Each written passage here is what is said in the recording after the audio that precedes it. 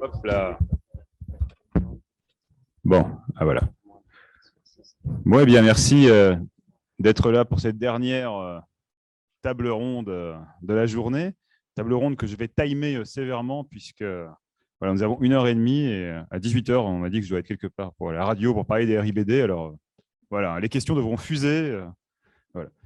Donc c'est une table ronde, mais déjà ça commence bien parce qu'on a la façon de parler, mais on a un invité qui est absent, donc ça ira plus vite. Donc je vous prie d'excuser Monsieur Aquatias, qui malheureusement est souffrant et donc ne pourra être avec nous. Donc cette excuse formelle étant donnée, je vous présente nos 4 invités. C'est quand même un gros panel sur notre thème. Donc les chercheuses, oula bah, si vous me l'enlevez, je ne vais pas pouvoir lire le titre, mais en gros de mémoire, voilà, il est là. Chercheur, auteur patrimoine, la création se nourrit-elle du patrimoine? Alors, je ne vous cacherai pas que chez quelques-uns de nos invités, j'étais surpris de se voir invité sur cette table ronde. Donc, on a discuté justement avec certains et on a trouvé des choses tout à fait pertinentes et intéressantes à dire ou à contredire d'ailleurs. Donc, vous verrez, je pense qu'on a matière à débat dans cette table ronde. Alors, je vais d'abord vous présenter rapidement nos 4 intervenants et intervenantes, puis je vous donnerai, je pense, moins de 10 minutes chacun pour se présenter votre lien avec la chose. Certains ont des images, tous, je crois. Et ensuite, on pourra échanger à partir de ce que vous avez dit et peut-être vous-même, d'ailleurs, croiser vos réflexions entre vous parce que je pense qu'il y a des choses qui vont se nourrir. Alors, j'ai décidé de vous passer la parole par ordre d'évidence par rapport au sujet. Voilà. Mais bien sûr, après, ça pourra se croiser joyeusement. Et pour commencer, je vous présente plutôt par l'ordre tout simplement de la tablée. Donc, Johanna Schipper, qui est beaucoup de choses, autrice, enseignante, chercheuse, actuellement en doctorat en art avec un S à l'université Bordeaux-Montaigne sur, alors le titre de la thèse en cours, c'est l'espace figuré, les nocturnaux, pardon, c'est un pluriel évidemment, graphiques en France 1990-2020, que nous avons invité également pour parler des Bréchoises qu'on a évoqué avant, notamment de la notion de patrimoine, ou peut-être justement que les Bréchoises ne sont pas un projet de patrimoine, c'est des questions qu'on s'était posées entre nous. Et donc, ça sera entre autres ça, mais pas que, parce que comme tu as beaucoup de casquettes, tu es autorisé très largement à jongler entre elles. À tes côtés, donc Benoît Crucify, donc, qui est chercheur, qui est docteur. Docteur, d'ailleurs, je ne sais même pas en quelle matière, d'ailleurs, je connais ton sujet, mais en languelette et traductologie, et donc qui a soutenu sa thèse en 2020, alors une thèse qui est en anglais, donc vous m'excuserez, excuse my French, comme on dit, drawing from the archives, donc on pourrait traduire par dessiné à partir des archives, mais ton titre, toi, traduit, c'est plutôt transmission graphique, mémoire de la BD dans le roman graphique, année 2000. Et donc, c'est vraiment un doctorat qui porte sur la manière dont des auteurs contemporains, des auteurs des années 2000 et de romans graphiques ont pu faire écho avec le passé, la bande dessinée passée. Donc là, on est dans des liens évidents, en effet. Et à ma droite, donc, Thérèse Villers, doctoresse, je ne sais pas comment tu veux qu'on... Docteur en histoire de l'art, un doctorat sur l'œuvre de Tommy Ungerer, et un docteur qui te suit, qui vous suit, pardon, dans ta... on va y arriver, dans votre carrière, puisque après avoir obtenu ce doctorat, vous avez été responsable des collections Tommy Ungerer au musée de Strasbourg, puis du projet de musée qui a ouvert le très beau musée Tommy Ungerer, qui a ouvert en 2007, dont vous êtes aujourd'hui conservatrice en chef du patrimoine, et donc de ce musée Tommy Ungerer, qui est aussi, autre titre, et c'est important, on verra pourquoi, et notamment dans ce dialogue, Centre international de l'illustration. Et enfin, tout à ma droite, et qui sera le premier à parler ensuite, voilà, Benoît Pretzeil, donc, qui est lui aussi, comme Johanna, un multicasquette, lui aussi enseignant d'ailleurs à l'ESI, mais auteur, chercheur, éditeur, premier docteur en BD de l'Université de Poitiers, ESI, qu'évoquait le directeur de l'école ce matin, et dont le doctorat, alors lui, son titre exact, Eric Losfeld, BD et recherche graphique, qui est un doctorat où se mêle justement, et tu en parleras sans doute, le travail de cet éditeur des années 60, qui entre 64 et 73 va publier 19 titres dans une collection d'ailleurs étonnamment appelée, enfin étonnamment ou pas, mais moi ça m'a étonné, recherche BD, c'est ça, bande dessinée et recherche graphique. Voilà, donc il y a quand même, c'était assez étonnant comme parti pris. Et donc, doctorat dans lequel, que je n'ai malheureusement pas eu l'occasion de lire encore, je ne crois pas qu'il soit publié pour le moment. Ouais, je suis arrivé dans la bibliothèque de la Cité il y a 2 semaines, hein, du calme. Mais voilà, qui met en parallèle, en tout cas, ce travail d'éditeur, mais aussi ta pratique, non seulement d'auteur, mais aussi d'éditeur, justement, de fanzine, d'éditeur chez Baron Braum, d'auteur. Enfin, voilà, là, on est vraiment dans le dialogue avec cette matière passée et cette recherche, sur le plan aussi bien du chercheur que de l'auteur, voire de l'éditeur. Donc, bien, Benoît, je te laisse en parler, puisque toi, tu l'as lu, ta thèse. Oui, effectivement. Donc, moi, j'ai un rapport avec le passé, en fait, qui est assez fort dans beaucoup des axes de ma création. Là, en fait, plus précisément, ma thèse, en fait, c'est donc une thèse de recherche et création pour laquelle il n'est absolument pas obligatoire de s'appuyer sur une œuvre particulière du patrimoine institué, en fait.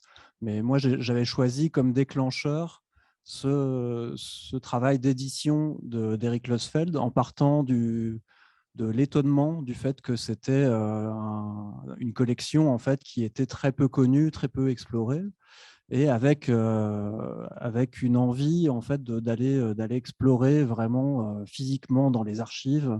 Donc, Bastien, si tu veux, tu peux faire défiler. En fait, je ne vais pas m'appuyer sur chaque image parce il y en a beaucoup.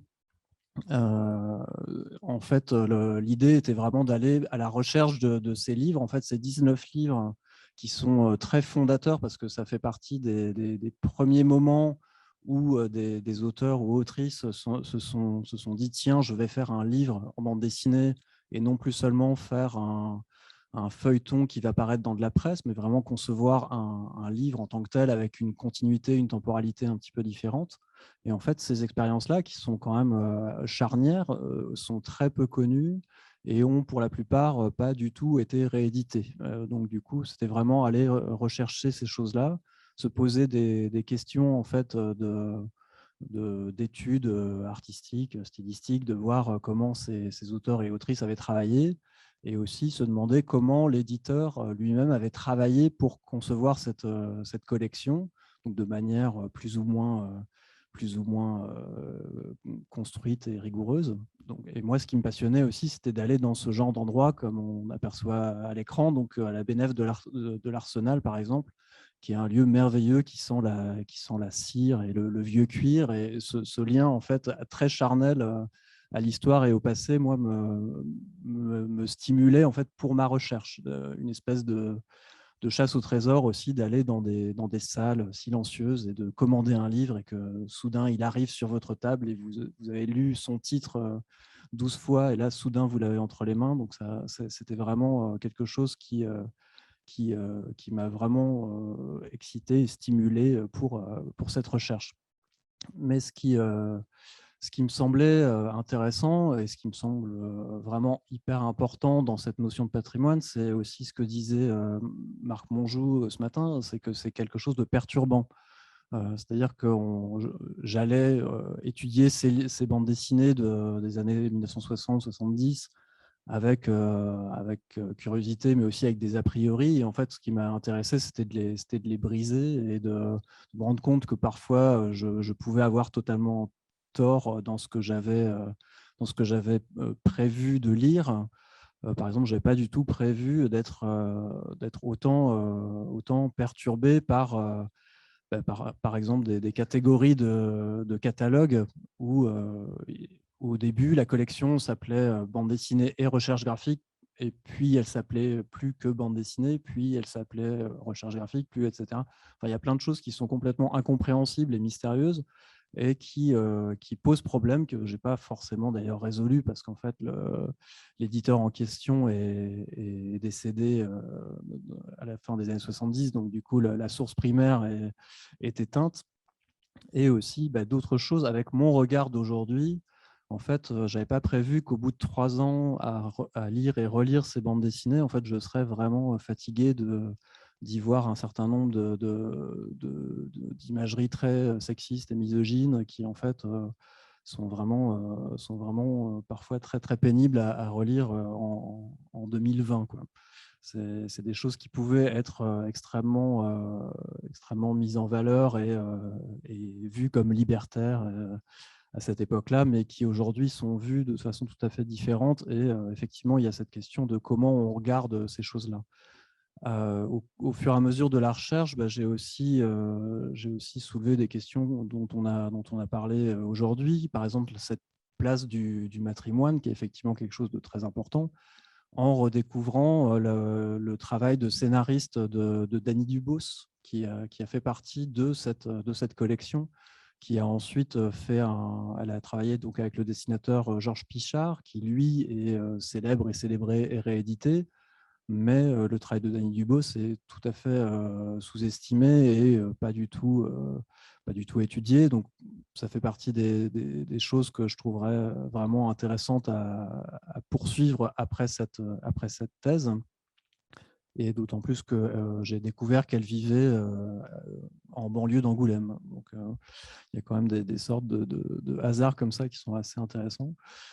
Donc j'ai étudié toutes ces choses-là de façon vraiment la plus historienne possible, sachant que je ne suis pas historien. Mais comme c'est une recherche création, ce qui était vraiment très important pour moi, c'est que ça stimule également mon travail d'auteur. Et ma thèse se compose à la fois de cette recherche historique et documentaire, mais à la fois elle se compose aussi d'actes créatifs que j'ai menés parfois en collectif au sein d'une équipe à l'ESI dont faisait partie Johanna également. Donc ce travail fait partie des documents que je montre dans la thèse et qui posent des questions que je traite en fait aussi dans mes bandes dessinées, ce rapport au roman feuilleton que je peux avoir. Donc, par exemple, j'ai aussi développé pendant mon travail de doctorat une bande dessinée qui part d'un roman de Gaston Leroux, donc un roman feuilleton romanesque qui fait aussi partie du patrimoine, mais d'un autre patrimoine par rapport à la bande dessinée. Et en fait, également une bande dessinée numérique, donc quelque chose qui est ancré totalement dans le XXIe siècle, mais que j'ai fait à partir d'une adaptation de Maurice Leblanc, qui lui est très ancré au début du XXe siècle. En fait, ces tensions-là, moi, font vraiment partie de mon travail et de ma façon d'envisager la bande dessinée, en fait, de prendre des éléments qui peuvent être lointains, mais de les réactiver, de les re-questionner avec un regard d'aujourd'hui. En fait, je crois que je suis assez peu fétichiste, en fait. Voilà, donc c'est un peu ça mon rapport à ce sujet. Merci. Je pense ça donne déjà quelques idées sur lesquelles on va revenir, mais comme je disais, j'allais du peut-être plus évident au moins évident. Alors, malheureusement, ça fait 2 hommes et 2 femmes d'affilée, mais je pensais que Sylvain conclurait, donc ça aurait rééquilibré. Donc, je passe la parole à Benoît, qui du coup lui a un travail de chercheur et non d'auteur, mais qui a étudié de nombreux auteurs. Et déjà, je pense que des choses à peut-être faire écho dans ce qu'a dit déjà l'autre Benoît. Ça va être pratique, ça aussi, tiens, dans ta thèse. Merci Maël. Oui, tout à fait. En fait, ça suit bien à ce que Benoît vient de dire, puisque Benoît, s'il était américain, aurait pu être un cas d'étude excellent. Là, on voit une planche de David Collier, qui est un dessinateur américain, et qui décrit un peu cette excitation de l'archive ou ce goût de l'archive, hein, pour reprendre un terme d'Arlette, l'historienne Arlette Farge, qui porte aussi sur ces matérialités spécifiques à l'archive, le mobilier, la façon dont on traite les documents, et dont il se souvient en fait avec nostalgie de cette fréquentation de la bibliothèque publique de Toronto, où il a découvert les premiers, une forme d'histoire de la bande dessinée, où il s'est familiarisé avec l'histoire de la bande dessinée. Donc là, on voit le rôle de la bibliothèque dans en fait un rôle de transmission. Moi, ce qui m'intéressait, donc j'ai surtout étudié les dessinateurs américains. En fait, pour les images, on peut défiler plus ou moins, le reste n'a pas vraiment d'ordre spécifique. Et donc, moi, ce qui m'intéressait, c'était une génération de dessinateurs américains nés dans les années 60 ou fin 50, qui ont tous un rapport explicite ou évident à l'histoire de la bande dessinée et qui sont tous montés sur la scène de la bande dessinée alternative et du roman graphique américain dans les années 1990-2000. Donc, c'est surtout un patrimoine, c'est surtout une bande d'auteurs mâles blancs. Donc, il y a aussi un phénomène qui est assez d'occultation d'un autre patrimoine et qui sera après contrebalancé par d'autres initiatives venant de la contre-culture américaine. Mais moi, je me concentrais sur un groupe sociologique relativement cohérent de quelques dessinateurs. Voilà, Chris Ware, Daniel Klaus, Charles Burns, etc. Et ce qui m'intéressait dans le travail de thèse, c'était pas tellement d'étudier les auteurs en eux-mêmes ou les dessinateurs comme autant de cas de figure singuliers, mais plutôt de voir comment différents dessinateurs étaient impliqués dans différentes formes de transmission du patrimoine. Donc, en fait, les dessinateurs, dans leur rapport à l'histoire, il y a aussi quelque chose qui n'est pas seulement de la transmission, mais aussi de la transformation. Donc, ils font quelque chose avec cet héritage qui est un héritage matériel, visuel, qui s'approprie et qui redonne à voir dans le présent. Donc moi, c'était vraiment cet acte en fait, de transmission de quelque chose du passé, d'un héritage du passé, qui est redonné dans le présent et les formes de médiation qui accompagnent ce geste. Donc là, dans les images qu'on a vues, on a vu des expositions, des rééditions, des citations, des redessins, de la copie. Et en fait, c'était tous ces différents, ce que j'ai appelé des gestes de transmission qui établissent un lien explicite avec le passé et qui sont autant de formes de s'approprier des images, et de les représenter et qui impactent aussi sur la manière dont on comprend ce patrimoine. Donc ça, c'était le cœur de la thèse. Après, ce qui m'intéressait aussi, c'était de voir comment ces dessinateurs étaient influencés par des formes de transmission du passé. Donc, la manière dont ces dessinateurs qui, en gros, très globalement, se sont fait les passeurs de la bande dessinée de presse, donc tout ce qui était comics publiés dans les grands quotidiens, justement en réaction face à cette hégémonie du comic book dans le contexte américain.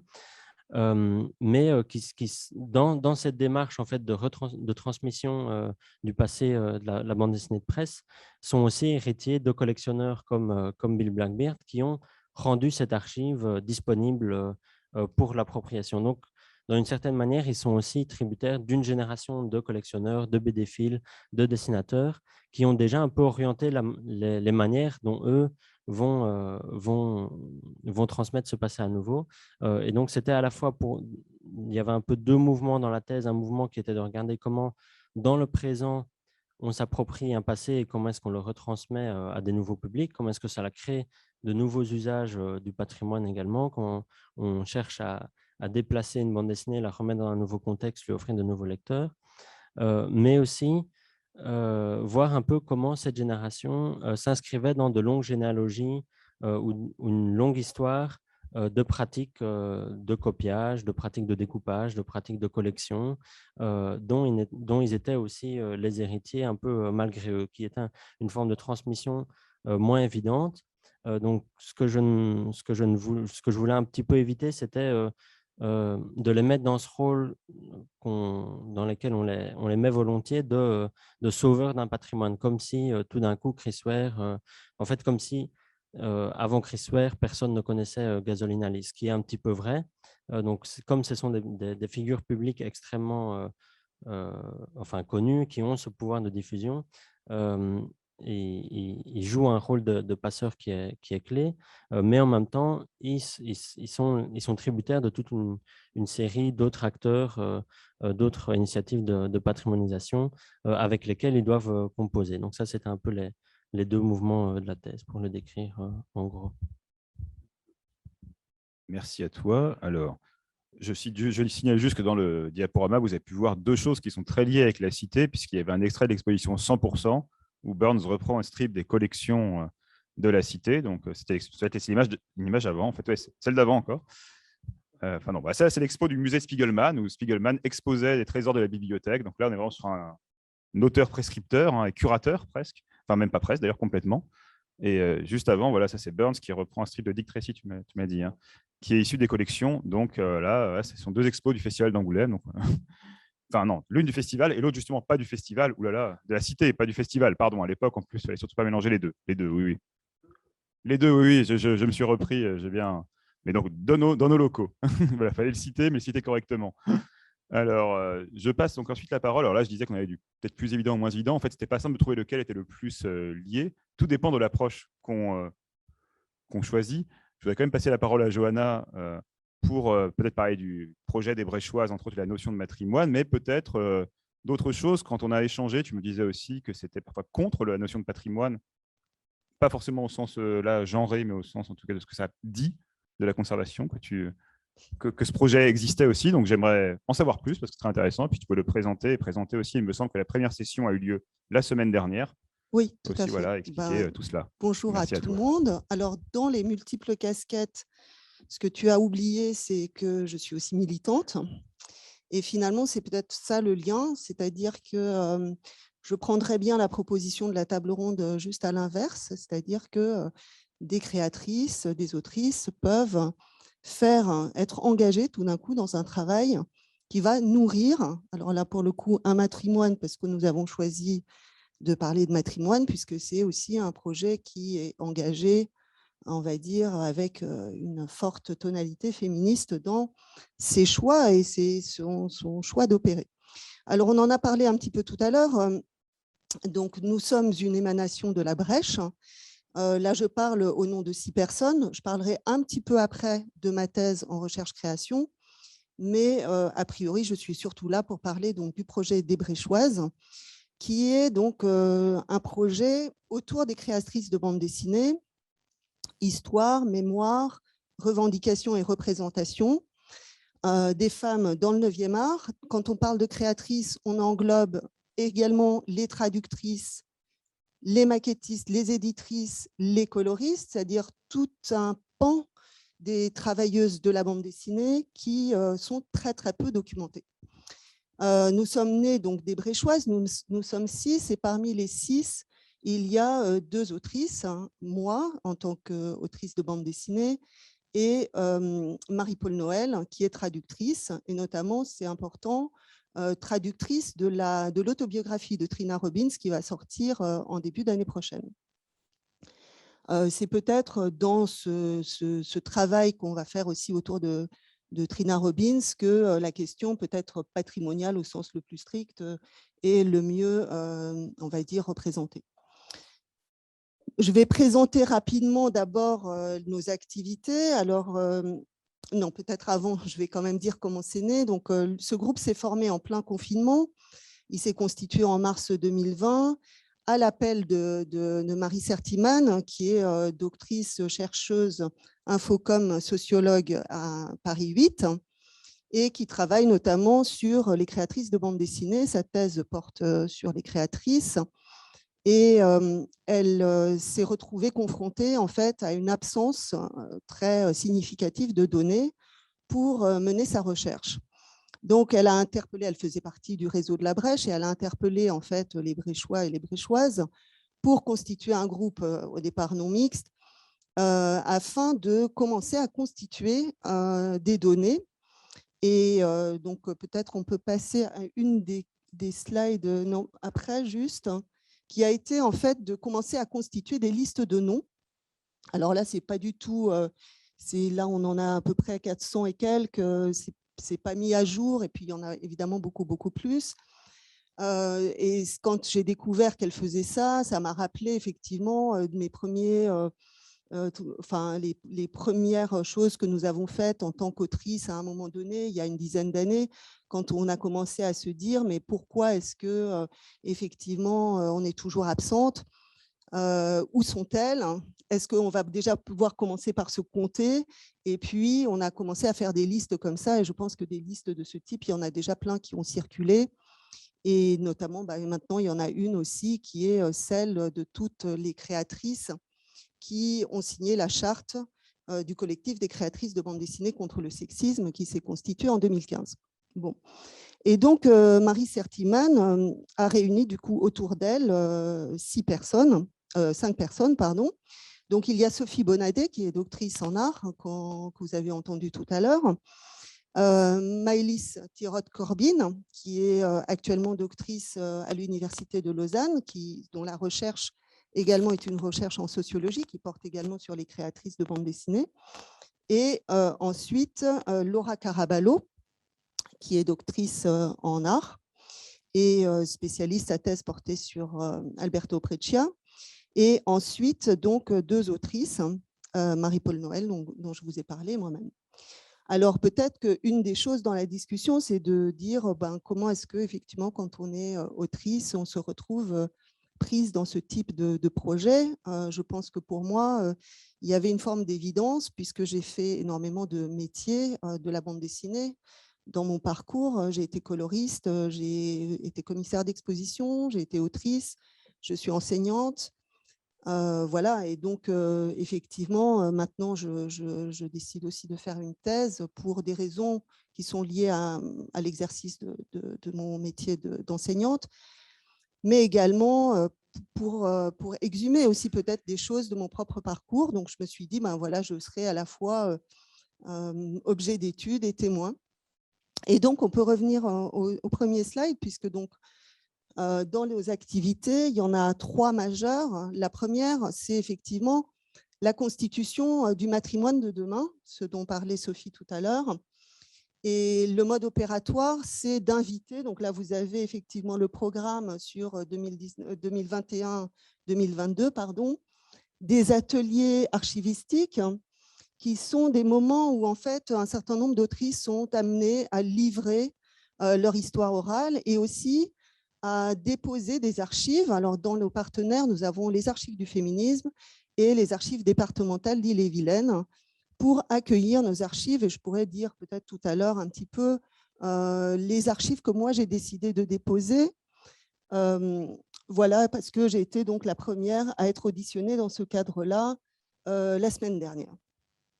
Le deuxième volet, c'est un colloque qui s'appelle Faire corps. Il commence par une question, effectivement, est-ce que les autrices, les créatrices sont un groupe sociologique constitué? Bon, ça, c'est donc effectivement la question du colloque.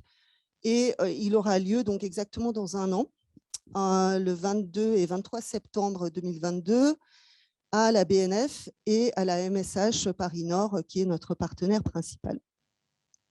Ensuite, en 3e volet, nous avons donc une exposition qui sera consacrée à Trina Robbins. On a entendu parler hier pas mal de Robert Crumb, son nom est revenu. Trina Robbins, elle est née en 1938, C'est une historienne de la bande dessinée, c'est une figure majeure de la bande dessinée et elle est très très peu connue, je ne pense pas du tout connue du grand public en Europe et je pense qu'il est assez urgent de réparer cela. Alors, je veux bien que tu continues. En fait, donc là, bon, rapidement, c'est un petit peu ce que j'ai dit. Je veux bien que tu restes quelques secondes sur l'image d'avant. Donc, les Bréchoises. Et en préparant donc cette table ronde, je me suis interrogée, et j'ai interrogé donc également notre groupe, de savoir quelle était peut-être la différence entre un matrimoine et un patrimoine. Vous savez que le terme de matrimoine est utilisé à des fins militantes, mais peut-être un petit peu plus loin, donc je veux bien que tu ailles à l'image juste après, c'est-à-dire quel type de changement paradigmatique ça amène en termes voilà, de conception de quelque chose qui est légitime à parler, qui est légitime à donner des documents, qu'est-ce qui est légitime à étudier. Et donc, voilà, donc c'était un petit peu la question du matrimoine versus patriarcat, on va dire simplement. Voilà, je pense que je vais laisser des choses pour les questions après sur ce projet. Je vais juste finir rapidement pour vous montrer donc quelques petites choses sur ma thèse. En fait, et ça permet aussi d'éclairer un point, c'est que moi, je ne suis pas sociologue, je suis artiste. Comme Benoît, même si je ne fais pas ma thèse dans le programme doctoral ESI, Université de Poitiers, Je le fais donc à Bordeaux-Montaigne, au laboratoire Clarartes. Et c'est une thèse qui est aussi une thèse en recherche-création, puisque dans les intitulés, on va dire, art au pluriel, il y a théorie, histoire, pratique. Et dans, on va dire, ce qu'on entend par pratique, on peut effectivement amener toute une question de la pratique artistique et donc créer une partie de la thèse sous la forme artistique. Pour moi, ça sera sous la forme bande dessinée. Mon sujet, c'est le récit de rêve. C'est quelque chose que je travaille depuis très, très longtemps. Bon, là, c'est une planche qui est parue en 97 dans le fanzine PLG. J'ai continué après avec un blog. Et disons que ce que j'ai remarqué, là, assez récemment, en interviewant notamment un certain nombre d'auteurs et d'autrices qui pratiquent le récit de rêve, c'est que c'est plutôt des œuvres de génération spontanée. Et on ne peut pas dire qu'il y a un adossement référentiel. On ne peut pas dire que quand on a ce type de pratique, on fait ça parce qu'on a vu quelqu'un faire ça avant nous et qu'on s'est dit, tiens, je vais suivre son chemin. C'est même plutôt le processus inverse. C'est vraiment tout un travail autoréflexif sur la manière dont on intègre de façon consciente ou non consciente un certain nombre d'images et dont on retravaille à partir de ça et on constitue finalement un langage qui est tout à fait singulier. Donc là non plus, le fait de se nourrir, on va dire, d'œuvres préexistantes ne s'appliquait pas complètement, mais bon, voilà.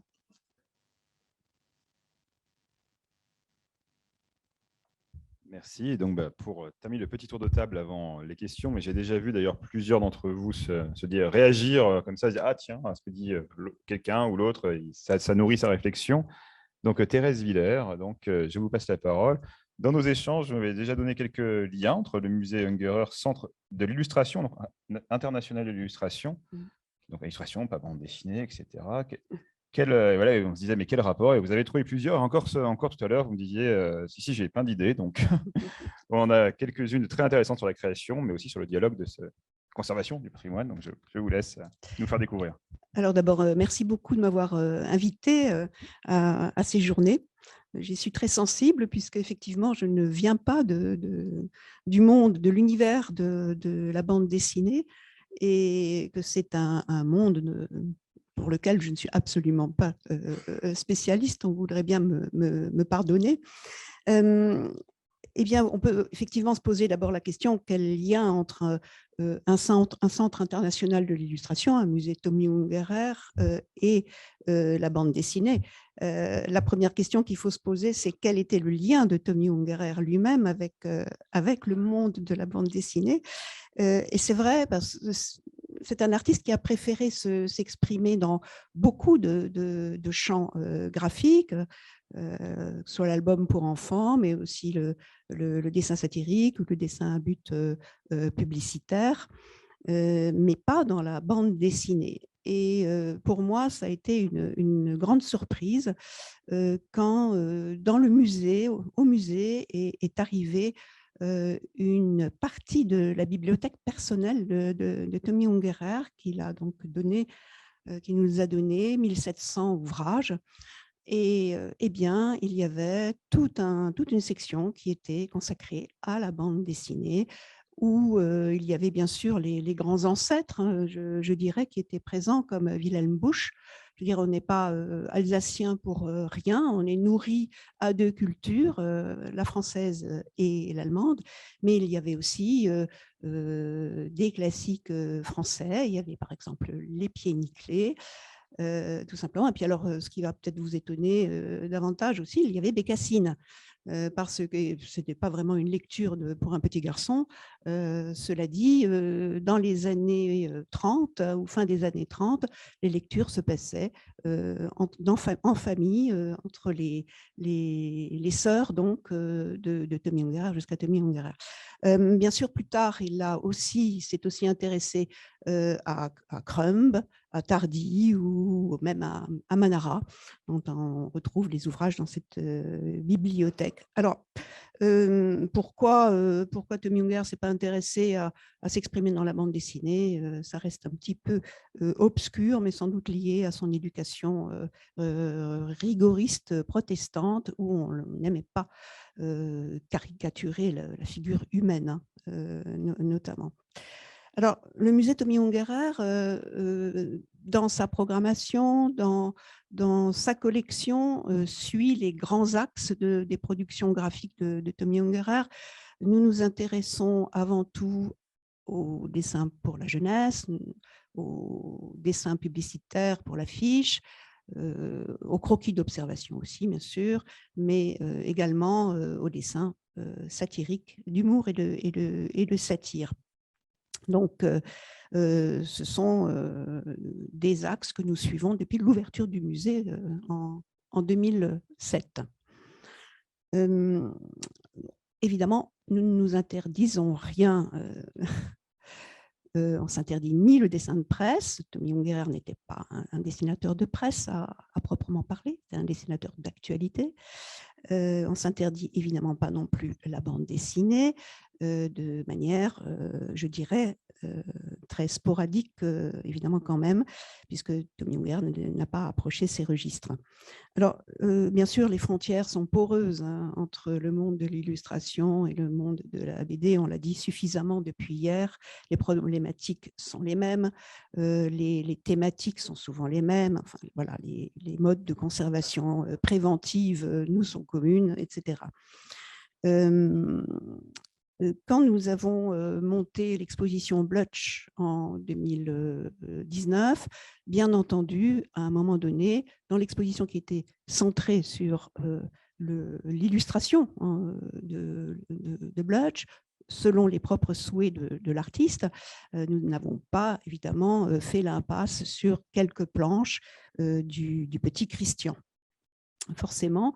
Et de même, en 2014, quand nous avons monté une exposition qui était intitulée « Femmes fatales », d'après le titre d'un livre de Tommy Ungerer, nous avons fait appel à Catherine Meurice, qui venait de sortir Moderne Olympia, ce parcours dans le musée, dans les collections du musée d'Orsay, avec un personnage, le personnage de Manet, évidemment de manière très très déjantée. Donc on est pas très éloigné finalement de la bande dessinée. Mais venons-en au fait, puisque comment le patrimoine peut nourrir la création? Eh bien, ce sont les images que vous avez devant les yeux.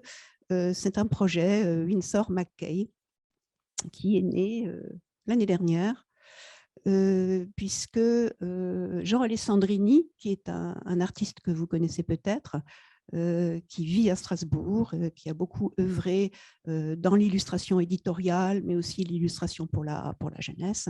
Jean Alessandrini, dont nous avons des œuvres dans notre collection, puisqu'à côté de la collection de Tommy Ungerer, nous avons aussi une centaine d'autres illustrateurs et d'illustratrices, beaucoup moins malheureusement d'illustratrices que d'illustrateurs. Eh bien, Jean Alessandrini est venu avec un paquet de Little Nemo sous le bras, des publications, des strips donc, qui ont été publiés dans le New York Herald, Little Nemo in Slumberland. Alors ce don, bien sûr, ça c'est notre première mission à nous les musées, a fait l'objet d'une restauration, puis bien sûr d'une exposition, et l'idée a germé dans le cadre de l'année de la BD, bien sûr. Et c'est notre premier objectif, de rendre public, enfin de diffuser ces images, bien sûr. Mais il fallait aussi, et c'était tout à fait légitime, relier ce patrimoine à la création contemporaine. Et Pierre Hyssen, qui est un jeune illustrateur pas encore sorti de l'atelier d'illustration de la HIR, donc la Haute École des Arts du Rhin, eh bien, on l'a choisi pour un véritable work in progress. Donc, c'est une bande dessinée en construction, si je puis dire, mais véritablement en construction, puisque il vient apporter au musée toutes les 2 semaines, pendant une période définie qui a démarré en juin et qui va s'arrêter au 7 novembre de cette année. Il vient nous apporter les planches de sa bande dessinée. Alors, le thème, c'est bien sûr le thème de Winsor McCay dans Little Nemo, c'est le thème du rêve que Pierre Hyssen s'est approprié. Et puis, comme je trouve que ce sont les artistes qui parlent le mieux de leur œuvre, je vais laisser la parole à Pierre.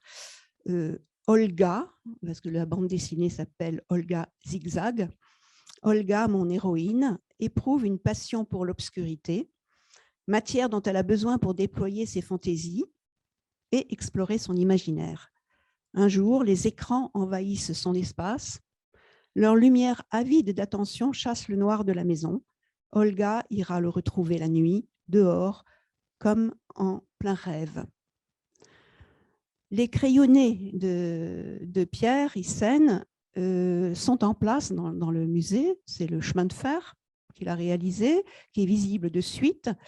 Et au fur et à mesure que les planches colorisées arrivent, eh bien, elles laissent leur place aux crayonnés. Donc, encore une fois, vraiment le work in progress au sens propre du terme.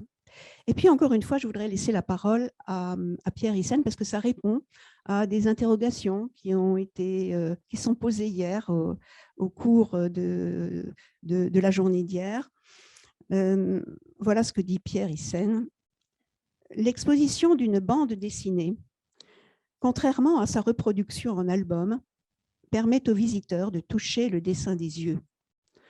Il y voit le travail de l'artiste sur la matière, ses repentirs comme ses fulgurances, ainsi que tous les tâtonnements nécessaires pour atteindre la plénitude de la forme. Je travaille par exemple avec des techniques humides en tirant parti de la nature capricieuse avec le collage pour créer des ruptures dans le dessin, en mélangeant les instruments pour obtenir différents noirs. En ce sens, Olga Zigzag est une bande dessinée exécutée avant tout pour être exposée. Et il conclut en disant, pour lire le projet en entier, il faudra retourner au musée.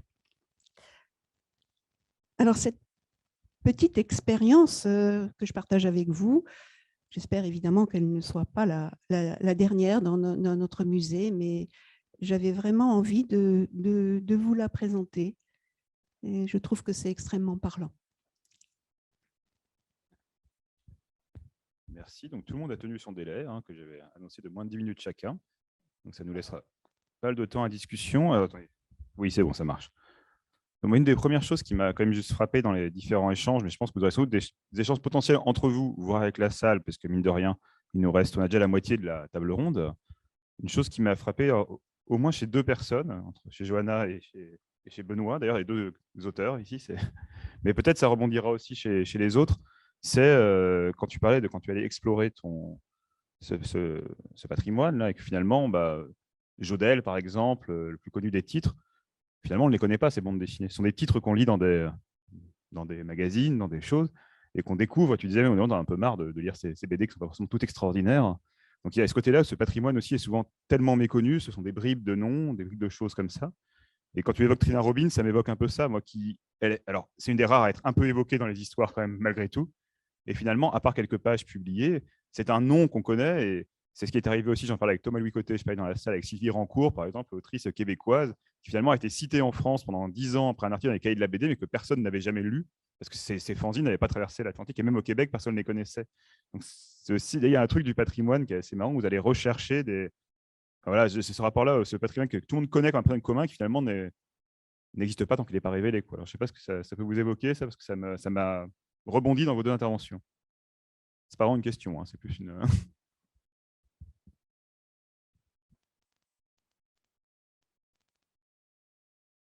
Est-ce que ça marche? Oui, ça marche. Je veux bien, Bastien, que tu remettes les quelques images de Trina Robbins qui étaient dans les slides.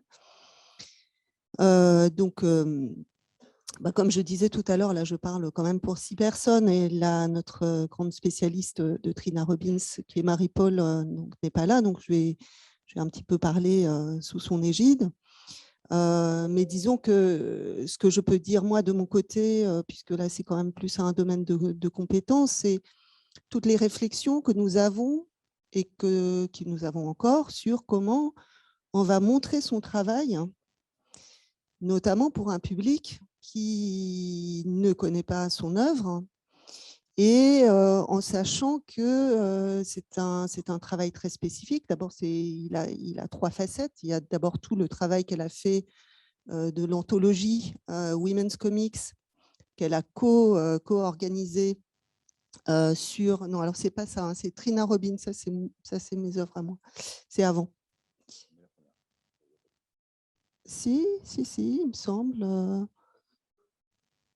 Ah, ben, comment ça se fait alors? Ça a disparu. C'est très bizarre.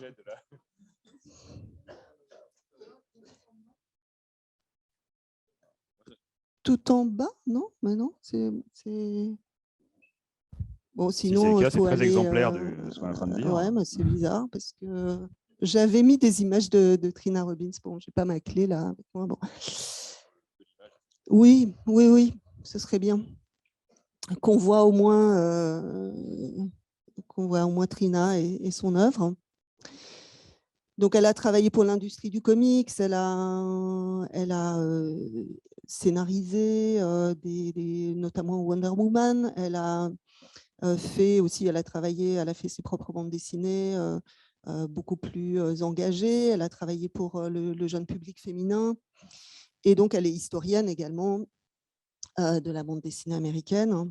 Et donc, effectivement, il y a aussi son autobiographie qui va sortir très bientôt. Et donc, une des volontés des Bréchoises, et ce qui est aussi visible dans la manière dont on monte les ateliers archivistiques, c'est d'essayer d'ouvrir d'emblée, de nous ouvrir d'emblée à un public qui n'est pas forcément un public d'aficionados de la bande dessinée. Parce que tant qu'à faire, puisqu'on a été invisibilisé pendant longtemps, autant essayer d'enjamber directement la question voilà, des spécialistes et des amateurs, amatrices, et d'aller directement voilà, dialoguer avec le public qui pourra y trouver un intérêt. Donc, effectivement, puisque, bon, je ne vous l'ai pas dit, mais ça peut aussi s'entendre, la recherche donc, des Bréchoises, elle est pluridisciplinaire, mais elle s'inscrit principalement aussi dans les gender studies et dans les cultural studies. Et donc, l'approche peut-être par son activisme, par la mise en lumière de certains propos, le fait aussi que Trina a été une conceptrice de vêtements. Alors, on s'est dit que peut-être on allait confier à des jeunes artistes le fait de faire un travail de couture autour des héroïnes de Trina. En fait, on a pensé effectivement vraiment à une exposition qui met en avant peut-être des documents, mais là, en étant effectivement la question de la pièce artistique jusqu'à la façon de montrer des documents voilà, d'une archive et d'un combat militant. Ça fait aussi un lien avec ce que présentait Thérèse juste avant, et les travaux de Benoît. Mais alors, je vais laisser l'autre Benoît peut-être répondre aussi sur la… Et après, je crois que ça va pouvoir rebondir presque tout seul, là, c'est formidable. Oui, je crois qu'en fait, cette question du patrimoine, cette question du potentiel créatif qu'il peut y avoir là-dedans, enfin, c'est vraiment aussi une question de remise en cause permanente, en fait, qui n'est pas du tout faite de façon dominante. C'est-à-dire que la société a tendance, en général, à revenir sur les mêmes figures, à revenir sur les mêmes questions. On a un certain nombre d'expositions chaque année, perpétuellement, sur les mêmes artistes. Et en fait, c'est vraiment la chose qui est, à mon avis, passionnante quand on se lance dans la recherche, c'est d'aller fouiller à des endroits où en fait, en général, on ne va pas regarder. Et enfin, ça paraît peut-être bateau à dire, mais c'est quand même vraiment très important et très militant aussi d'aller fouiller des histoires parallèles qui, en fait, viennent fragiliser l'histoire dominante. Enfin, c'est quelque chose qui est très importante. Et le patrimoine aussi, il y a vraiment cette question de transmission qui est très importante. Moi, je suis également enseignant et c'est vrai que c'est quelque chose qui est important à transmettre aux étudiants, aux étudiantes, mais c'est aussi important d'en être conscient, moi, en tant qu'auteur. En relisant des choses anciennes, ça me permet régulièrement de me dire « Ah oui, tiens, je n'ai pas inventé la roue. Il y a des gens en 1920, en 1930 qui étaient beaucoup plus inventifs que ce que moi je peux être en 2021. Qu'est-ce qui se passe, quoi ?» Et en fait, de relire aussi ce genre de choses permettent de sortir un peu du bain tout à fait confortable dans lequel on peut être au quotidien, où on est entouré de formes qu'on connaît, de façon de raconter qu'on connaît, qui en fait sont fabriqués pour nos yeux et nos cerveaux d'aujourd'hui. Et retourner voir des choses qui ont été faites pour des cerveaux d'hier peuvent être extrêmement intéressantes et très, très stimulantes et au point de vue spectateur, spectatrice, mais aussi en tant qu'artiste, en fait. Je rebondis sur ce que vous venez de dire. Le cheminement de ces Little Nemo qui sont arrivés dans notre musée est assez intéressant puisque c'est un artiste qui lui-même, à un moment donné de son œuvre, s'est inspiré de Little Nemo, de Winsor McCay. Il les a transmis à un musée qui lui-même en donne la matière à un jeune créateur. Et là, je trouve qu'il y a une chaîne extrêmement intéressante qui s'est constituée, je vous avoue, un peu naturellement, d'ailleurs. C'est étonnant, c'est quand même un auteur qui est encore aux études, d'ailleurs. Voilà. Il y a eu un appel à projet. Alors, pas du tout. C'est un jeune artiste que j'ai découvert lors d'un concours organisé par le Crous l'année dernière. Voilà. Et, il a eu le prix coup de cœur du jury. Et évidemment, son œuvre m'intéressait parce qu'il est dans une lignée, il est très nourri à l'œuvre de Tommy Ungerer. Et je lui ai proposé de faire, en fait, c'est une commande vraiment directe au jeune illustrateur. Et ce que j'ai oublié de vous dire tout à l'heure, c'est que aussi il y a de sa part une volonté de transmission auprès des visiteurs, puisqu'il intervient de temps en temps dans les salles du musée pour expliquer ce que c'est que le processus créatif d'une bande dessinée, et qu'il a créé un gaufrier aussi pour que les visiteurs puissent compléter l'histoire d'Olga. Je vais surtout les rebondir, donc on rebondit.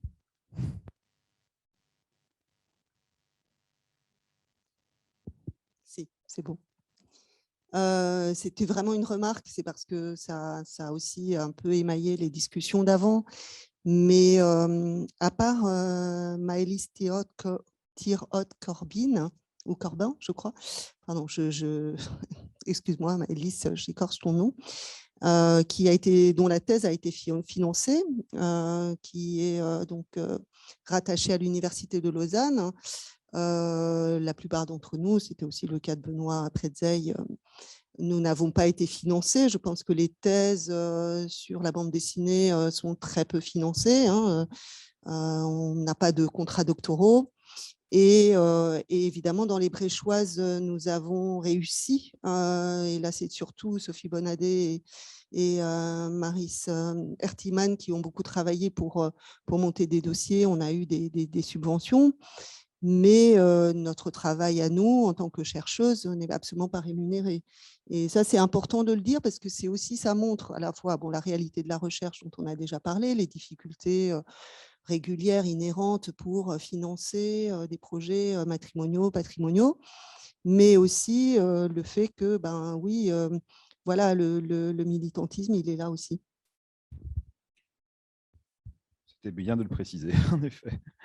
Et alors, dernière question moi, que je pose avant peut-être s'il y a des questions de la salle, et je pense qu'il y a quand même un peu de monde, donc il y avait beaucoup de choses qui étaient levées. À Benoît, je pense que les images justement du Musenger ont pu sans doute rebondir un peu avec mon travail de thèse, cette manière de reprendre le passé. Et je voudrais reciter juste peut-être le sommaire de ta thèse, que je n'ai pas lu non plus, c'est vrai, j'avoue. Mais le sommaire est très parlant, parce qu'il commence par archiver, exposer, enfin c'est mes traductions de l'anglais, hein, voilà, donc des choses très classiques, pour ensuite aller vers fausser, copier, et d'autres encore choses, détourner, etc. Donc là, plutôt la pratique artistique, on passe de l'exposition à l'artistique. Donc je pense que là, il y a un peu de tout ça dans ce qui a été évoqué. Donc voilà, peut-être ce que ça peut t'évoquer tout ça. Est-ce que tu as pu retirer de ce travail-là aussi, dans ce que tu as vu là de cet auteur, dans quoi ça s'inscrit, voilà, ce genre de choses. Ouais, ça donne envie de te poser ces questions-là, parce que je pense que ça rentre avec toute cette manière de ta thèse de contourner l'œuvre qu'on voit sous plein d'aspects différents. Oui, alors oui, en fait, il y avait dans la thèse exactement un genre de mouvement des situations les plus institutionnelles dans lesquelles, en fait, un musée, un peu comme dans le cas de Spiegelman, enrôle un artiste dans un processus de valorisation de leurs archives. C'est aussi le cas de l'exposition de Daniel Klaus, où il y a toute une mise en scène de l'artiste comme curateur, comme commissaire, qui est aussi un peu une mise en scène. C'est-à-dire que souvent, les artistes jouent aussi à moitié le rôle, suggèrent des listes d'œuvres, donc et qui du coup en fait mettent le vrai travail des commissaires derrière un petit peu dans l'obscurité, ce qui est un peu paradoxal. Et en allant vers des contextes moins institutionnels, donc en passant par les rééditions qui impliquent souvent, en tout cas aux États-Unis, des dessinateurs dans le maquettage, en fait, donc dans le design, dans la couverture. Donc, c'est un peu c'est ça, c'est vraiment un repackaging des œuvres pour les rendre un peu plus valorisables sur le marché, ce qui est quelque chose qui a aussi marché pendant quelques années, mais qui maintenant ne se fait plus trop. Et puis, pour aller vers des pratiques qui sont beaucoup plus, on va dire, interventionnistes dans l'autonomie de l'œuvre. C'est-à-dire que là, on va transformer de la bande dessinée, on va s'approprier les résultats. Peut-être le cas le plus radical, c'est des artistes conceptuels comme Ilan Manoak, qui va, par exemple, son dernier projet capture toute l'œuvre de Charles Schulz pour la redistribuer dans des réseaux de micro-travail et la faire redessiner par des micro-travailleurs et voir qu'est-ce que ça rend. Oui, donc les micro-travailleurs, c'est donc on envoie une commande sur Internet. Enfin, il y a certains réseaux de micro-travail où on peut demander des commandes pour des opérations précises et donc qui sont aussi anonymes, donc on ne sait pas vraiment qui travaille dessus. Et donc, il envoie des commandes. Voici un strip des Peanuts. Veuillez le redessiner dans votre style. Veuillez changer le personnage. Veuillez redessiner le strip avec un différent personnage à la fin. Et ça rend compte aussi un petit peu de toute cette économie, non seulement économique dans laquelle circulent les strips de Peanuts aujourd'hui, mais soulève aussi des questions de droit intellectuel. En fait, la création se confronte aussi, va aux limites de ce que le droit de propriété intellectuelle permet ou ne permet pas, et interroge aussi un peu la capitalisation de ce patrimoine par les ayants droit, par ce biais-là. Il y a une chose aussi que je trouvais intéressante dans les images que tu avais présentées, qui touche aussi Peanuts d'ailleurs, qui m'a beaucoup intrigué. Je pense rebondir avec des discussions d'avant, et après je passerai vraiment la parole, mais j'aimerais que tu me l'expliques un peu pour être sûr que j'ai bien compris. Non, le fichier de Benoît, c'est des pages de Peanuts, mais ça revient à tout le débat qu'il y a eu sur afficher la BD, l'encadrer, la faire bien, la faire dans les livres, la faire dans les expos. Il y a une sorte, ça va être un livre qui a été publié par un Américain, j'imagine, où on voit des strips de Peanuts réédités comme des strips de jour avec du scotch autour, mais le scotch est imprimé en fait. Enfin, du coup, on met en valeur le côté j'ai scotché sur un mur, donc c'est très, donc c'est un petit peu. Et ça m'a beaucoup perturbé. Donc j'aimerais savoir un peu plus ce que c'est. Et je me dis voilà, finalement, on sent qu'on patrimonialise aussi l'acte d'être pas patrimonialisé. Donc c'est vraiment d'être populaire. Un petit peu après, peut-être. Vas-y. Alors, c'est un des premiers titres dans la vague de réédition. C'est un ouvrage fait chez Pantheon par le designer new-yorkais Chip Kit, donc qui fait énormément de couvertures de livres et qui a travaillé avec le photographe Geoff Spare pour… donc le photographe a en fait travaillé des outils de capture d'images spécifiques pour pouvoir rendre la matérialité des objets de merchandising, de la façon, en fait, ça, c'est des scrapbooks, donc c'est une pratique que beaucoup de lecteurs faisaient de collectionner, enfin, découper les strips dans les journaux et de les collectionner. Et donc, il essayait un peu de restituer comment est-ce que Peanuts était conservé de façon populaire. Donc, il y a un peu un genre de patrimoine ou de patrimonialisation vernaculaire. Et c'est un peu une glorification de ce patrimoine qui est aussi, enfin, il a fait ça avec différents objets par après, qui contrastent avec les éditions, en fait, les tentatives de réédition complète de textes, on va dire, officiels, qui sont aussi une déconnexion du support du journal, tandis que là, il y avait vraiment un retour au support. En même temps, c'est très luxueux pour faire quelque chose. C'est très interrogeant, je trouve.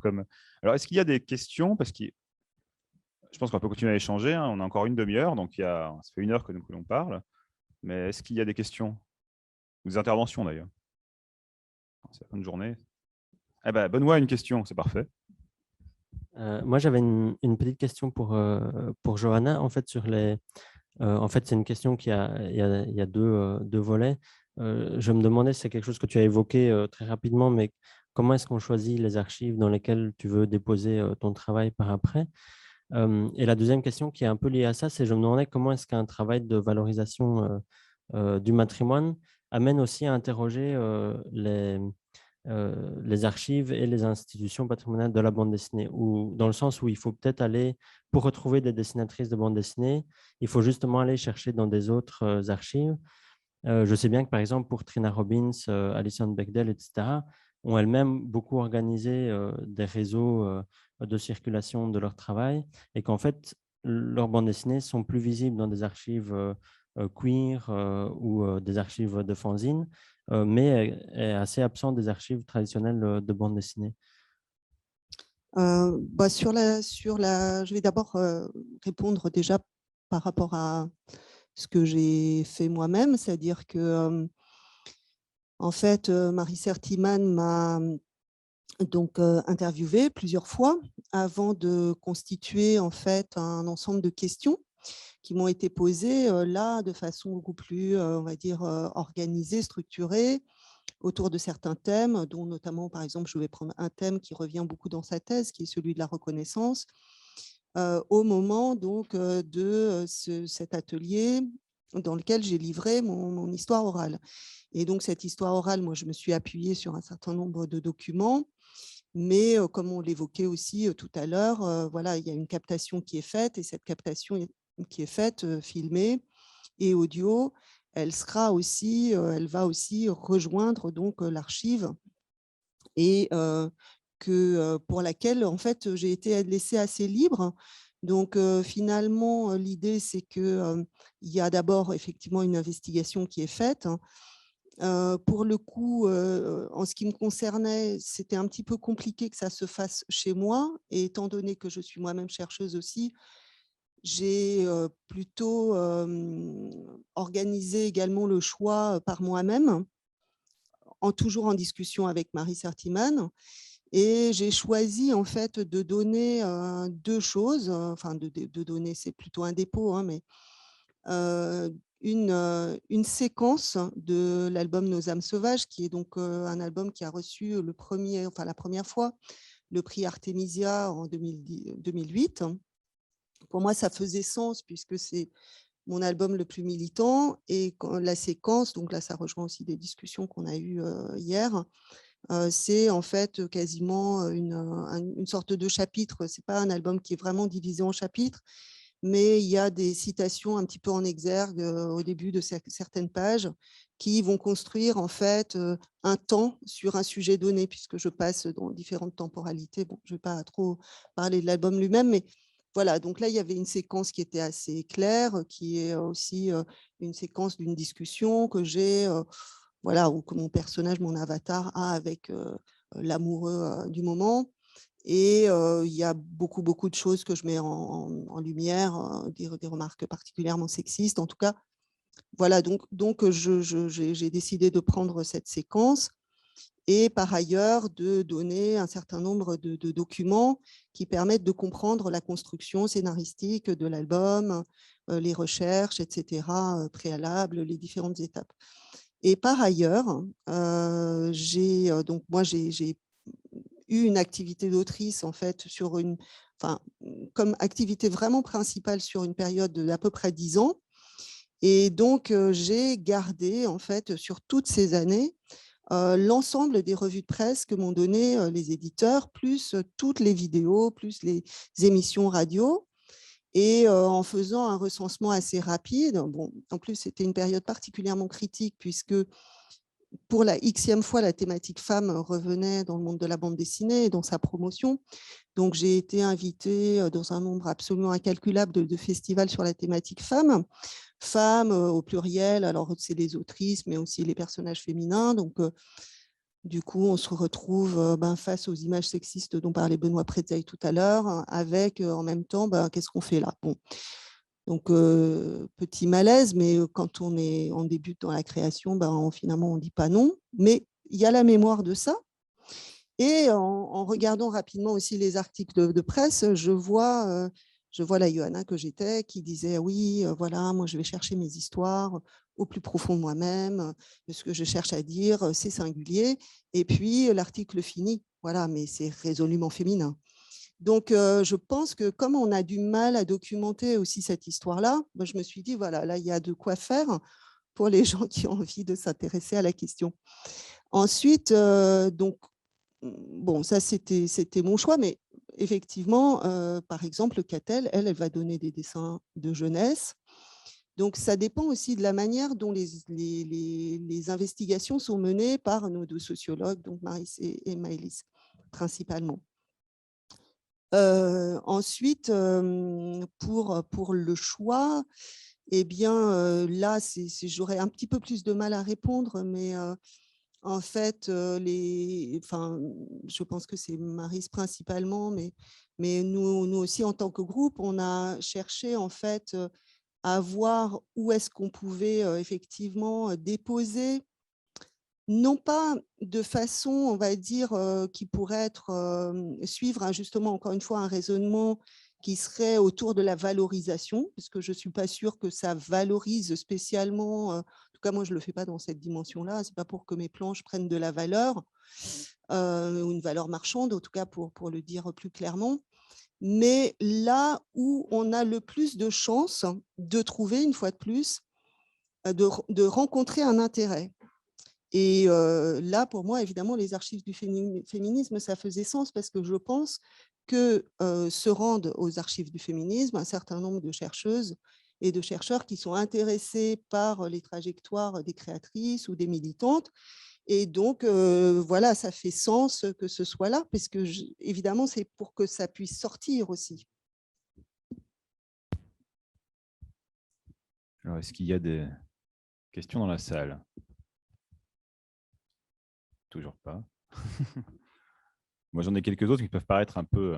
Alors, il y avait une pour Johanna, c'est que je passe la parole à d'autres. Alors, mais alors, qui pourra paraître un peu étonnante, parce que c'est vrai qu'on a des pratiques très différentes autour de la table, hein, des choses très différentes, mais qui viennent de ce que j'ai vu là et de ce repackaging. Alors, je parlais de Peanuts, mais aussi ce qui se passe à partir de Little Nemo. Hein. Et je pense à un travail de Benoît qui va sans doute l'étonner, parce que qui était la décoration d'une librairie dans le 13e arrondissement de Paris, ou dans le 11e, je ne sais plus.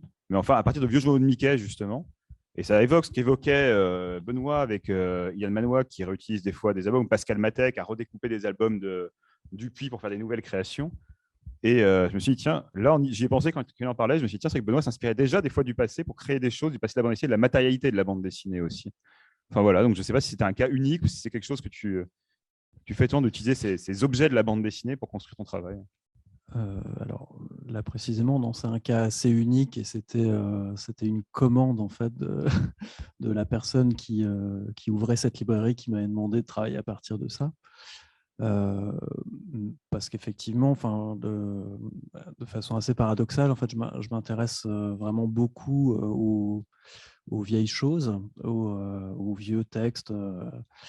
Par exemple de romans feuilletons ou par exemple toute l'aventure d'Ada, parce que j'y trouve des choses qui me stimulent dans l'espèce de danger et de précarité en fait, qu'il y a aussi bien à publier frénétiquement a créé des œuvres complètement en dehors d'un circuit marchand pour ce qui concerne les Dada. Mais en fait, dans ma bande dessinée, s'abreuve assez rarement à l'histoire même de la bande dessinée au niveau thématique. En fait, je fais très rarement des travaux qui s'inspirent précisément de la bande dessinée. Je pense que la bande dessinée est un milieu qui a tendance à être un peu parfois centré sur sa propre histoire, ou sa propre culture actuelle, et qu'elle gagne à chaque fois à s'intéresser aussi à d'autres formes, à s'hybrider, à essayer de ne pas se contenter en fait de ce qui est déjà validé actuellement. Et c'est parfois en regardant dans les productions d'autres pays, d'autres genres, d'autres types de personnes, d'autres époques, etc. Enfin, il y a un certain nombre d'autres qui sont très intéressants, enfin, vraiment indispensables à réexplorer en fait, aujourd'hui. Oui, c'est vrai que c'est extrêmement marquant dans ton œuvre en général, mais c'est pour ça que ça m'a surpris, que ça m'est revenu, cette histoire de Gérald de Mickey. Ça t'avait choqué. Choqué, je dirais pas tu n'aimes jusque-là. pas qu'on déchire des Si, journaux. alors, ayant été étudiant en édition, c'est le premier qu'on fait, c'est casser des livres. En bibliothèque, un des gros travaux, c'est de jeter des livres. Pas dans les bibliothèques patrimoniales. Ah. Donc, je te passe la parole, tu voulais oui, merci. Oui, je voudrais rebondir sur ce que vous venez de dire encore une fois. Je connais bien l'exemple de Blutch pour avoir travaillé avec lui, pour l'avoir exposé. Et Blutch, c'est vraiment quelqu'un qui prend le patrimoine comme ça à bras-le-corps, aussi bien celui de l'histoire de l'art en général que celui de l'histoire de la bande dessinée. Et chez lui, c'est vraiment un ferment de création qui va, alors du coup, de la réplique à l'inspiration en passant par l'influence. Enfin, on y trouve toutes les différentes formes de comment se nourrir d'un patrimoine visuel. Et je trouve ça particulièrement, moi, passionnant. Je vous cite le cas de Blutch, bien sûr. Comme je ne connais pas très, très bien ce monde de la bande dessinée, je trouve qu'il est intéressant.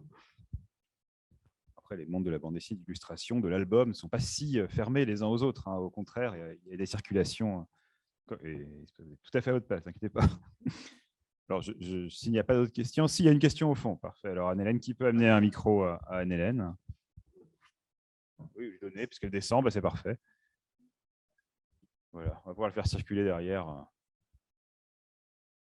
On a 20 minutes. Si c'est maintenant que vous voulez poser des questions. Oui, merci. Moi, je trouve que l'ensemble de la discussion soulève des questions absolument cruciales, pas seulement pour l'histoire de la bande dessinée, mais pour son devenir. C'est-à-dire qu'effectivement, la question de la remise en perspective de ce qui constitue l'œuvre d'un artiste, de ce qui le constitue lui-même dans son patrimoine visuel, dans sa mémoire visuelle, de comment il va choisir son vocabulaire, de comment il va appuyer même sa démarche scénaristique à des œuvres qui l'ont marqué sans qu'il puisse parfois expliquer vraiment pourquoi, mais qu'il va reprendre. Je pense par exemple à Luz pour Vous frères humains d'Albert Cohen, à quel point ce livre qu'il avait lu quand il était gamin, il a relu après 2015, après les attentats de Charlie Hebdo, et tout d'un coup quelque chose a surgi dans cette œuvre qui a fait que Luz a complètement transformé aussi sa forme de dessin pour être dans une traduction narrative ou dans une je vais arriver à dire le mot, un transfert narratif par l'image graphique d'une parole qui est somme toute une parole chez Albert Cohen qui est extrêmement intime, extrêmement, qui a une sorte de violence, qui est un récit. Bon, et on va en trouver plein. La question de la construction d'une œuvre et du fait qu'on se soit même peu interrogé sur comment un auteur très connu construit son œuvre, elle est vraiment importante parce qu'on pense connaître des artistes. Par exemple, quand j'ai fait l'expo Gottlieb, les gens pensaient connaître Gottlieb. Ils ont découvert, Jean-Paul, tu pourrais, puisque je pense, enfin, les personnes qui sont attachées à Gottlieb, moi j'ai découvert un homme et un artiste que beaucoup de gens pensent connaître, qu'ils ne connaissaient que peu, parce qu'il y avait des tas de choses qu'ils n'avaient jamais dites. Et qui tout d'un coup venaient éclairer, quand on regardait certaines des œuvres qui étaient, pour certaines pages, des œuvres cultes, venaient éclairer différemment. Alors, il les avait dites, écrites, mais jamais vraiment racontées. Et je pense que c'est la même chose pour quelqu'un comme Kiehlhofer, par exemple, qui est marqué par tout un vocabulaire artistique ancien sur lequel il faut vraiment travailler. Ce n'est pas seulement la généalogie de l'œuvre ou la jeunesse de l'œuvre, mais aussi finalement tout ce qui peut constituer un univers de référence pour un artiste qui va au-delà même, je crois, de la simple tiens, ça c'est un sujet qui me travaille, je vais le reprendre. Il y a des choses beaucoup plus profondes qu'il faut explorer précisément. Et là, les études nous manquent. Les études nous manquent parce que les artistes n'aiment pas toujours parler de ce qu'ils font, qu'ils construisent un discours autour de leurs œuvres, qu'il est très important de prendre du recul par rapport à leur discours, parce qu'ils ont l'habitude d'en parler d'une certaine manière et qu'il relève de notre responsabilité de se dire que c'est ce que eux en disent pour l'instant à un instant précis. Ça ne veut pas dire que dans 10 ans, ils en parleront encore comme ça. Donc, on les saisit dans un entretien sur leur œuvre, dans une explication sur leurs œuvres, à un moment, dans une humeur, dans un discours qu'ils ont travaillé, parce qu'ils ont travaillé ce discours pour expliquer ce qu'ils ont fait, pour des fois ne pas répondre trop aux questions des journalistes. Certains vous diront, les journalistes m'emmerdent, je n'ai pas envie de répondre. Donc, ils construisent. Et on a ça pour toute personne qui est amenée à expliciter son œuvre. Donc, il faut déjà prendre du recul par rapport à ce discours, prendre du recul par rapport à ce qu'on croit connaître de lui, à ce qu'il a livré de son histoire personnelle. Et je crois que ce que tu dis, Johanna,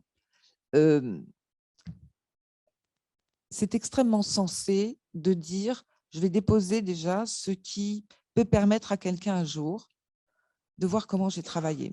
On en parlait hier. Quand on vous dit qu'il n'y a pas de femmes dans la bande dessinée, tout le monde va dire, oh, mais si, bien sûr, maintenant on le sait, il y a des femmes dans la bande dessinée. On demande en général des noms, eh ben, il n'y en a pas 3 qui sortent sur 10. Donc déjà, ça commence à dire qu'on vous dit oui, on sait, parce qu'il faut avoir le discours, qu'on sait qu'il y a des femmes dans la bande dessinée. Mais en fait, allez m'en chercher 10 qui ont fait de la bande dessinée entre 1920 et 1940. On vous a trouvé, ça va ramer, mais on va vous sortir 10 noms. Mais en réalité, vous vous rendez compte que c'est 10 noms qui sont connus et que vous n'allez pas, et qu'en fait, il y en a plein d'autres qui sont beaucoup, qu'on a fréquentés tous les jours comme coloristes, comme lettreuses, et qui ne sont absolument pas connues. Pas reconnues comme femmes, parce que les filles, c'était simple, hein, elles ne perçaient pas comme autrices, mais par contre, elles savaient bien faire les couleurs, alors on les mettait sur les couleurs. Et c'est pareil chez Walt Disney. Donc, on a là, je pense, la nécessité d'aller enlever les couches qui se sont accumulées sur une espèce de comment dirais-je, de silence. Et puis, je pense que c'était un combat que certaines n'ont pas eu envie de mener, parce que tu le dis, c'est du militantisme. Mais on peut reprendre ça pour les auteurs noirs, par exemple, dans la bande dessinée. Les personnages qui ont été dessinés par des auteurs noirs. Jamais personne n'a dit que c'était eux ou qu'ils étaient noirs ou qu'ils avaient… bon.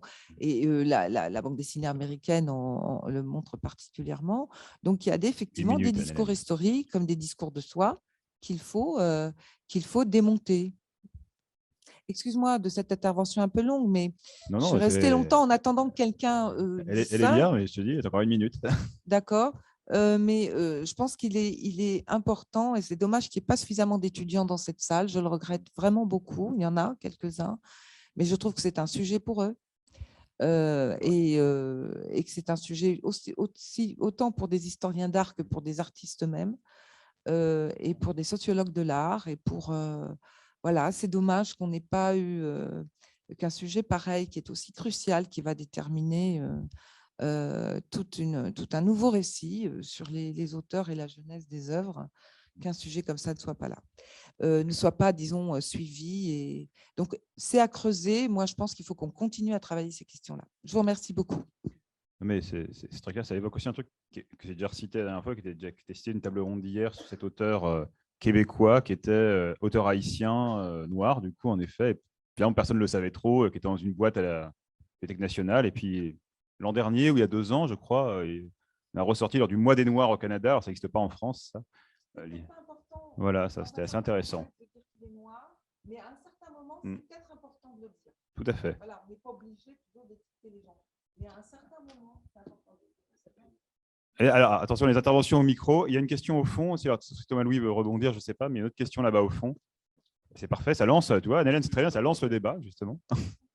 Ce que je disais dans le fond, c'est que ça crée des modèles. Dans le cas de Roberto Wilson, qui est l'auteur que tu citais, c'est qu'on trouvait que dans l'histoire de la bande dessinée québécoise, il n'y avait pas nécessairement un côté multiculturel très présent.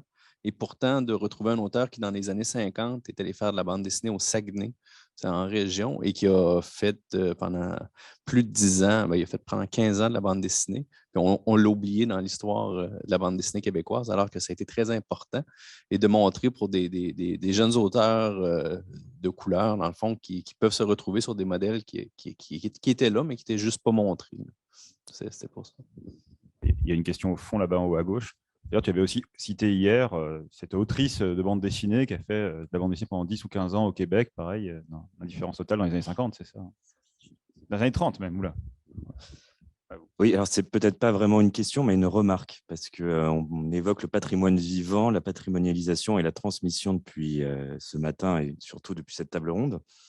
Et une fois a été évoquée une figure qui est quand même extrêmement importante dans tout ce processus, et c'était de manière un peu négative, c'est celle de l'ayant droit, celle de l'héritier. Tout à l'heure, les remarques étaient presque celles qu'on entend habituellement, c'est-à-dire des gens qui empêchent, des gens qui limitent, des gens qui ne veulent pas nécessairement que ce patrimoine y vive. Je pense que c'est bien souvent l'inverse. Sans certains ayants droit, on n'aurait plus certaines publications. Je pense à la veuve de Chaland, par exemple, qui a fait un travail extrêmement important sur cette œuvre parce que les éditeurs ont disparu, parce que les éditeurs n'ont pas fait le travail et elle a porté tout ça. On n'en parle pas depuis tout à l'heure, ou pas de manière positive. Être ayant droit, ce n'est pas nécessairement une sinécure tous les jours, c'est énormément de travail, c'est pas rémunérateur, et on a souvent en tête un exemple qui est un peu atypique, voilà, mais c'est peut-être pas comme pour les auteurs de bande dessinée, la réalité non plus. Voilà, je pense qu'il manque peut-être parfois une réflexion sur cet acteur qui est assez important, notamment pour que le patrimoine puisse continuer à vivre, qu'on donne des autorisations, qu'on accepte qu'il y ait des suites et que tout ne relève pas seulement de l'éditeur ou qu'il n'y ait pas une dépossession voilà, des familles des auteurs au bénéfice seul des éditeurs. Non, mais je pense que là, il y a aussi un petit malentendu parce qu'on parlait d'Ilan Manois qui fait un travail aussi enfin, il est en recherche, en fait, il fait un travail de recherche. Alors, je ne sais pas si c'est vraiment dans le cadre d'une thèse, mais c'est plutôt un programme voilà, de troisième cycle d'école d'art. Et il est très cinglant. C'est quelqu'un qui va bousculer beaucoup de choses et justement faire aussi du plagiat et donc pas forcément. Mais bon, on citait son travail. Après, il n'y avait pas, je pense pas qu'il y avait de sous-entendu sur les ayants droit. Il n'y a pas eu de table ronde. En revanche, sur les ayants droit, peut-être il aurait fallu. C'est peut-être ça que vous regrettez, mais je pense pas que notre table ronde soit vraiment voilà, dans cet état d'esprit, quoi. Alors, il peut y avoir un micro-lien, en effet, avec, Benoît, avec certains éditeurs qui, avec justement les rencontres Chaland, par exemple, c'est un bon exemple, voilà, ou des auteurs comme Barra, il y avait eu où des auteurs contemporains reprenaient le travail justement, de gens un peu oubliés avec l'aide de la famille, hein, c'est possible. Bon, là, ce n'était pas le sujet de la table ronde, mais ça peut arriver, en effet. Moi, il n'y avait pas de haine particulière. Benoît, tu veux peut-être dire quelque chose? Je crois que Catherine veut dire quelque chose. Oui, moi je veux juste préciser une chose. En fait, on a parlé des ayants droit ce matin dans le cadre des numérisations. Juste pour signaler que jusque-là, quand on a demandé des droits aux ayants droit, on les a obtenus. C'est seulement qu'on a des fois des difficultés à identifier les ayants droit. Effectivement, c'est compliqué pour certains auteurs de retrouver en fait qui a les droits et où ils sont. Et voilà. Donc, effectivement. Après, moi, je pense vraiment qu'il faut faire la démarche de chercher les ayants droit, de leur demander l'autorisation. Et effectivement, Enfin, quand il y a une réutilisation, enfin, moi je parle uniquement dans le cadre de la numérisation, hein, pas de la réutilisation des images, mais généralement, il n'y a pas de difficulté, quoi. Voilà. Après, effectivement, on ne parle pas de certains auteurs pour lesquels on sait pertinemment que ça va être compliqué. Oui, je ne vais pas rajouter grand-chose. Je voulais juste ressouligner ce que Johanna a très bien dit, c'est qu'il n'y a pas de... Il n'y a pas d'image négative de l'endroit. Je l'ai juste évoqué dans ce contexte spécifique de Manoak et dans le contexte spécifique de création où des fois, il y a aussi une sorte de... bon, voilà, du fait des éléphants dans la pièce que personne ne mentionne, mais qui crée un genre d'autocensure dans la création où on n'ose pas utiliser certaines... On n'ose pas approprier certaines images ou citer certaines images du fait de certaines tendances procédurières qui sont des fois aussi un peu imaginées de la part, enfin voilà, certains ayants droit ne sont pas aussi compliqués que parfois on se l'imagine et ça aurait été un excellent sujet de table ronde et aussi pour souligner qu'il y a une énorme différence entre le droit américain et le droit français sur la question des droits, enfin des copyrights qui jouent, qui déterminent de façon assez différente comment on se relationne à un héritage d'une œuvre qui est beaucoup moins imaginé. Enfin, il n'y a pas de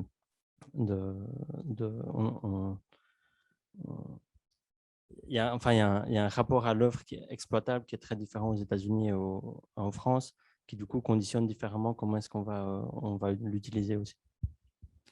Et je voulais juste apporter un petit témoignage par rapport à ça, c'est-à-dire que moi, en tant qu'auteur, j'ai en fait été souvent en relation avec des ayants droit. Il y a plein de fois où ça s'est extrêmement bien passé et il y a des fois où ça a vraiment été des situations qui, à mon avis, sont assez abusives. Donc, du coup, malheureusement, ces exemples-là font que ça donne une mauvaise image. Mais par exemple, j'ai fait une bande dessinée qui retrace la vie de l'artiste Marcel Duchamp. Et du fait de redessiner ses œuvres, ces ayants droit en fait, ont été plus payés que moi sur la réalisation de ce livre. Et en fait, pour moi, là, clairement, il y a un problème d'abus à entendre une personne qui a connu l'artiste Marcel Duchamp entre ses 0 et ses 6 ans, de venir me dire Marcel n'aurait certainement pas voulu ça, Marcel aurait voulu ça. Et malheureusement, c'est des exemples qui paralysent en fait des projets.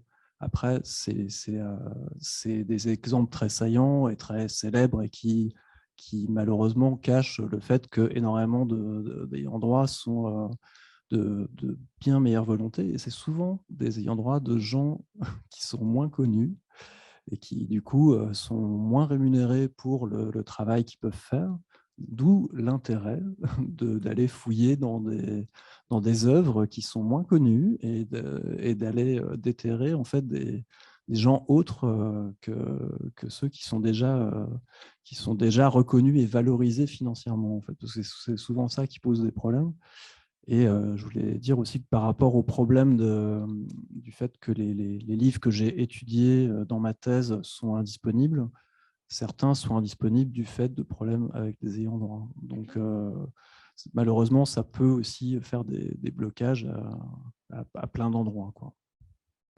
Mais encore une fois, il y en a plein qui sont vraiment très coopératifs et compréhensifs. Et c'est une étonnante conclusion parce que voilà, il va être associé à une question, on peut encore en prendre une.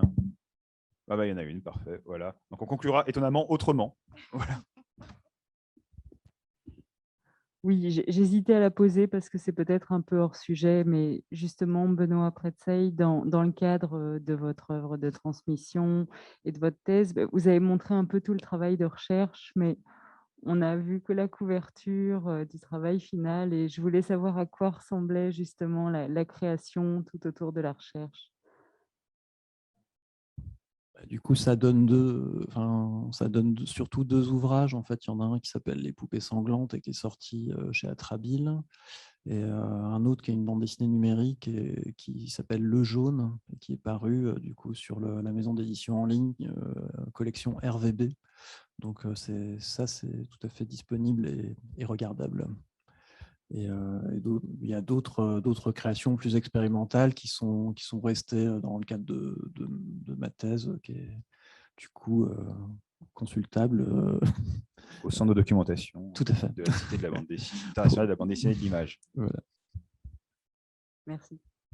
Eh bien, merci à vous toutes et tous. Et puis, sur le plateau et dans la salle et en ligne, il y a quand même du monde, mine de rien, en ligne. Eh bien, merci à vous. Et donc, on se retrouve demain pour la suite. Demain, 9h30. 9h30. Ah, Je vais juste dire qu'avant, il y avait… 9h30 demain. Et il y a toujours Accueil Café le matin. Et à Voilà. 18h, il y a juste l'hommage Jean Mardikian. Oui, voilà. Un hommage à Jean Mardikian, un des créateurs en fait, du CNBDI à l'époque, du festival. Voilà. Et donc, notamment, le dévoilement d'une plaque à son nom. Oui, c'est ça. À quelle heure? 18h30? Justement, alors là, je suis un peu interrogatif. Je crois que c'est… Je comptais sur toi pour… C'est quelle heure? Voilà, c'est un peu en ce moment. Moi, C'est jusqu'à 18h30 voilà. Au musée. Voilà. Je sais que moi, je ne pouvais pas. Vous avez juste le temps de traverser. Donc, c'est parfait. Et à demain. Donc, merci à vous Bonne pour votre soirée. présence.